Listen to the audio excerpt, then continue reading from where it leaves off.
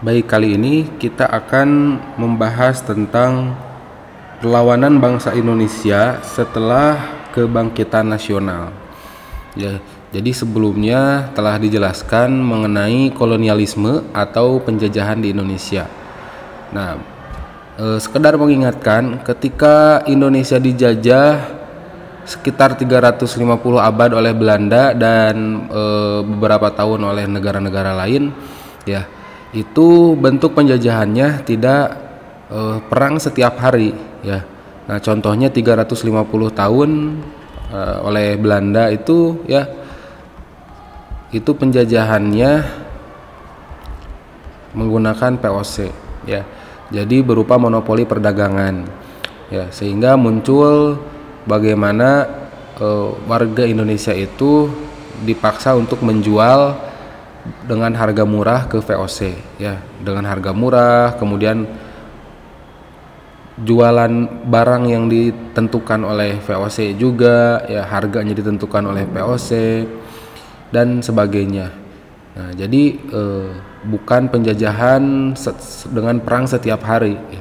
Nah, maka menjadi catatan untuk kita semua bagaimana hari ini, ya, kita pun tidak setiap hari, bahkan kita tidak perang sekarang, ya, tetapi hakikatnya sebenarnya kita sedang ada dalam penjajahan, ya, yaitu berupa perang pemikiran.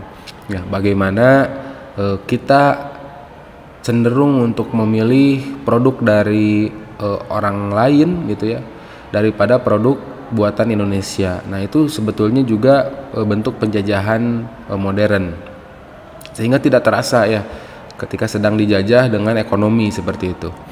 Nah, maka 350 tahun atau 3,5 abad itu bukan tanpa perlawanan, ya, tetapi karena perangnya itu tidak hanya dengan fisik, ya, tapi juga dengan penjajahan dalam sektor ekonomi ini, ya. Nah, kembali ke pembahasan tentang perlawanan, ya, bangsa Indonesia setelah kebangkitan nasional. Jadi sebelumnya, ya, sebelum terjadi kebangkitan nasional yang ditetapkan oleh pemerintah pada tanggal 20 Mei, ya, itu sebagai hari kebangkitan nasional, ya. Nah, ini hari kebangkitan nasional. Hari kebangkitan nasional. Ini dimulai dari 20 Mei tahun 1908, ya, ketika terbentuk organisasi modern, ya, yang bernama Budi Utomo, ya, yang bernama Budi Utomo, atau artinya usaha mulia, ya, usaha mulia.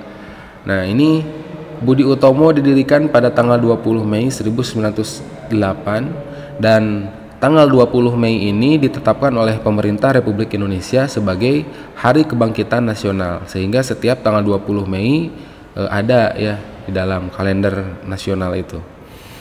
Nah, momen sebelum 20 Mei 1908 ini, ya, perlawanan di Indonesia itu masih bersifat kedaerahan, ya, kedaerahan, sehingga penjajahan yang dilakukan oleh Belanda di berbagai tempat, ya, itu dengan mudahnya ketika berperang itu kirim pasukan ke daerah, misalnya ke daerah A, ya, semua pasukan dikirim ke sana. Ada lagi perang di daerah mana, bantuan dikirimkan ke daerah yang perang tersebut, karena tidak serempak, ya.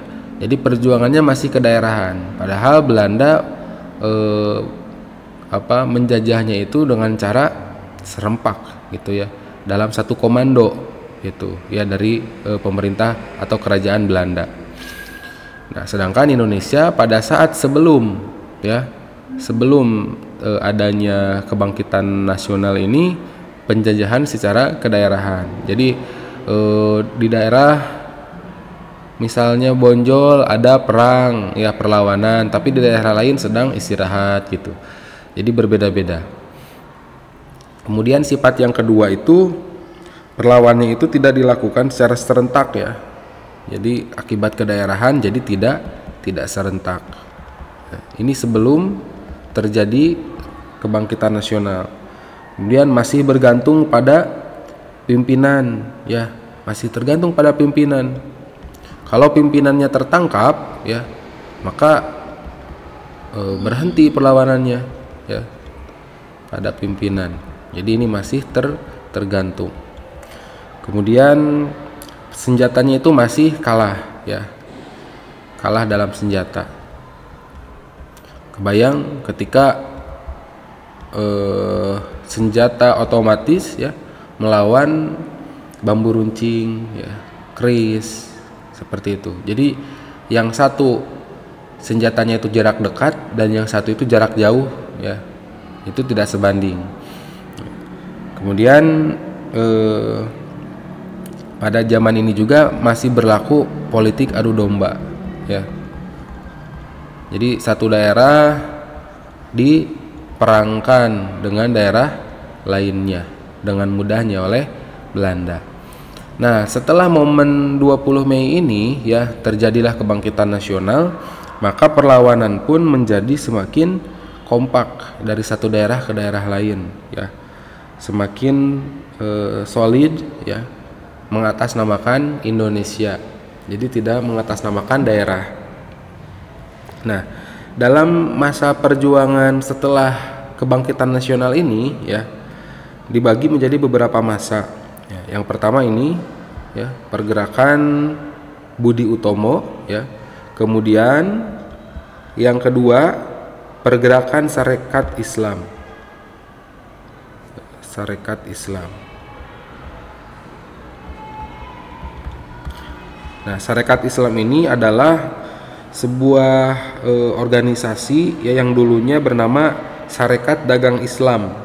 Nah, didirikan pada tanggal 16 Oktober, ya, 16 Oktober tahun 1905. Ya. Kemudian yang ketiga, ya, ini pendirinya itu Haji Samanhudi, ya. Ini Haji Samanhudi, Sarekat Dagang Islam itu. Kemudian yang ketiga ada pergerakan Muhammadiyah. Muhammadiyah. M-nya 2, ya, Muhammadiyah. Nah, Muhammadiyah ini didirikan oleh Kiai Haji Ahmad Dahlan, ya. Nah, ini berakidahkan Islam dan bersumber dari Al-Quran dan Sunnah, ya. Kemudian yang keempat itu ada Indische Partij, ya, atau IP, ya, Indische Partij. Nah, ini adalah organisasi atau partai politik pertama di Hindia Belanda yang berdiri tanggal 25 Desember, ya, 25 Desember 1912. Didirikannya itu oleh 3 serangkai, ya, 3 serangkai, yaitu Dawes Dekker, kemudian Cipto Mangunkusumo dan Suwardi Suryaningrat, ya. Nah, inilah pergerakan awal, ya, setelah kebangkitan nasional, ya. Jadi tentunya juga lebih dari 4 ini, ya, hanya ini yang paling menimbulkan perubahan, ya. Kemudian setelah masa keempat ini dimulailah masa awal radikal, ya, masa awal radikal. Yang kedua sekarang masa awal radikal, ya.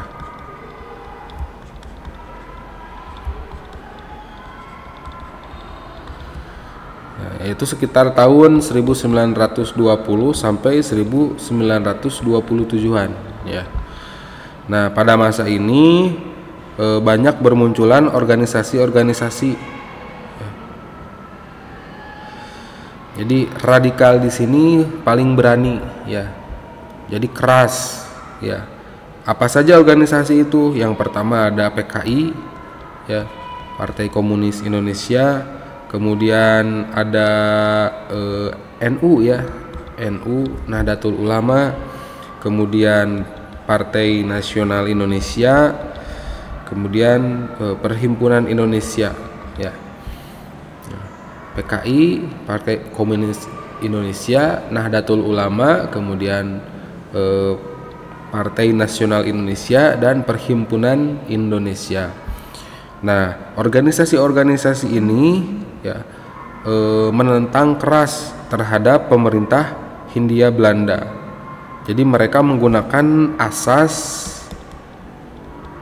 non kooperatif, ya, atau tidak kerjasama, ya. Tidak kooperatif, ya, tidak kerjasama, tidak mau, ya, mereka tidak mau kerjasama dengan pemerintah Hindia Belanda. Nah, inilah masa orang Indonesia semakin berani untuk menuntut keadilan, ya, menuntut keadilan dari berbagai bentuk penjajahan yang dilakukan oleh pemerintah Hindia Belanda. Kemudian yang terakhir yaitu masa moderat, ya, sekitar tahun 1930-an, ya. Nah, pada masa ini ya, organisasi yang berhaluan moderat bermunculan, ya, diantaranya ada Partindo, ya, kemudian ada PNI baru, ya, tadi PNI kan, sekarang PNI baru, ya, kemudian ada Parindra, ya, Parindra, Gerindo, ya, dan sebagainya.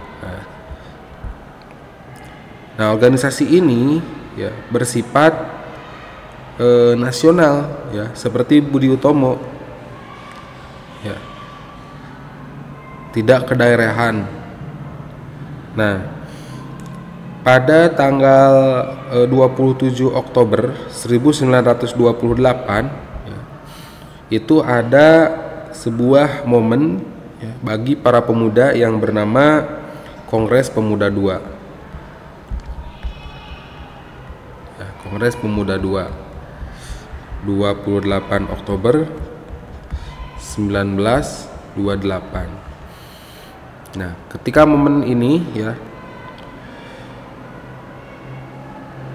pemuda, ya, yang saat itu berkumpul mencetuskan 3 ikrar Sumpah Pemuda, ya, yang dikenal sebagai Ikrar Sumpah Pemuda, ya. Nah, pada Kongres Pemuda II ini juga, ya, pertama kali dinyanyikannya lagu Indonesia Raya, Indonesia Raya, ya. Ini walaupun tahun 1928, ya, jauh dari 1945 kan, ya, Indonesia merdeka 1945. Tetapi sejak tahun 1928, ya, kata Indonesia itu sudah familiar, ya. Walaupun pemerintah yang memimpinnya adalah Hindia Belanda, ya, tapi cikal bakal kemerdekaan itu sudah diperjuangkan dari masa-masa awal tadi, ya, sejak kebangkitan nasional, ya. Sudah terngiang kata sebuah negara, nama sebuah negara, yaitu Indonesia. Nah, pada Kongres Pemuda II ini pertama kali dinyanyikan lagu Indonesia Raya, ya, oleh W.R. Supratman, ya, dengan alat musiknya. Nah, kemudian pada Kongres Pemuda II ini juga, ya, dibacakan, ya, oleh para pemuda itu yang namanya Ikrar Sumpah Pemuda. Ya. Nah, Ikrar Sumpah Pemuda ini terdiri dari 3 poin, ya. 3 poin. Poin yang pertama ini menyangkut mengenai tumpah darah, ya, yaitu tanah air Indonesia. Kemudian yang kedua, kami putra dan putri Indonesia itu mengaku berbangsa satu. Nah, ini terkait kesatuan bangsa, ya, bangsa Indonesia. Dan yang ketiga, pengakuan berbahasa satu, yaitu bahasa Indonesia ya. Nah, kata lebih jelasnya ya nanti kita tampilkan.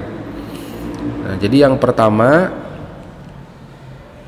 pengakuan memiliki tanah air yang satu, yaitu tumpah darah yang satu, yaitu tanah air Indonesia.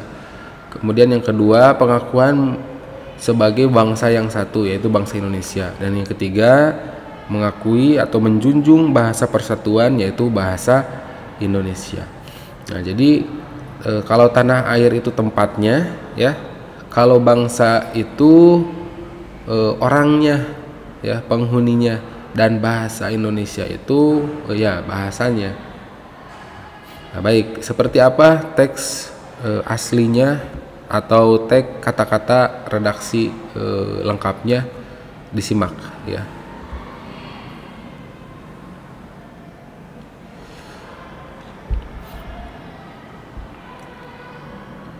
Nah, itulah yang bisa dibahas untuk kali ini. Sampai jumpa di pembahasan selanjutnya.